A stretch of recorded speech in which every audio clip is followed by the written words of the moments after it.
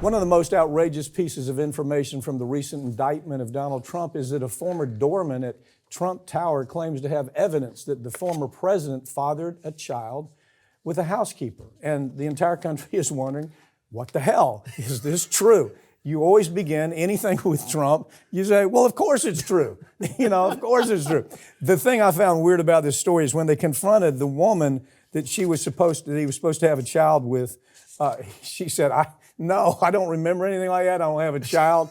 And what went through my mind, if you have this orange orangutan on top of you having sex, that's something you probably remember. Pick it up from there. I don't think that's an image any woman's going to get out of her head anytime I can't even soon. get that image out of my head right now.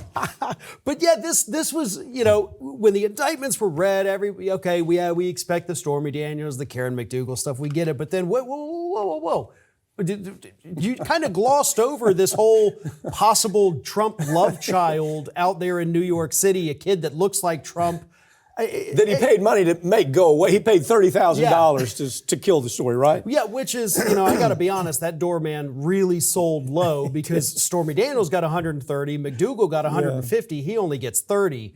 But he did pass a polygraph with National Enquirer. But there is that issue. The woman he said was supposed to have had a child with said, hell, I don't remember it. That ain't something you forget, okay? Yeah. Well, and that's the thing, too, is, look, all the National Enquirer had to do when they were vetting this story, instead of making it a possible criminal activity, is they could have said, okay, well, we're going to go talk to the woman and be like, excuse me, ma'am, do you have a kid?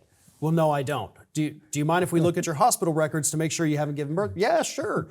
That would have been the end of it if she didn't have a kid. Right. And if there was a kid running around, we've seen his other kids. You can tell. You remember the Pecker guy? What's his name? Pecker. David Pecker. Okay, what an appropriate name. So David Pecker was in charge of the National Enquirer. And so there is that question. Okay, was he involved with it? Because he went to prison for another cover-up for Donald Trump. So you just got to wonder. It's an interesting part of the story, I guess. It's not out of the realm of possibility. No, it certainly isn't. But again, I got to come back and say, that's something you'd probably remember, lady, right? Farron Cousins, that's all for tonight. Thank you. Appreciate it. That's all for this week, but all these segments are going to be available throughout next week, and make sure you follow us on Twitter at America's Lawyer.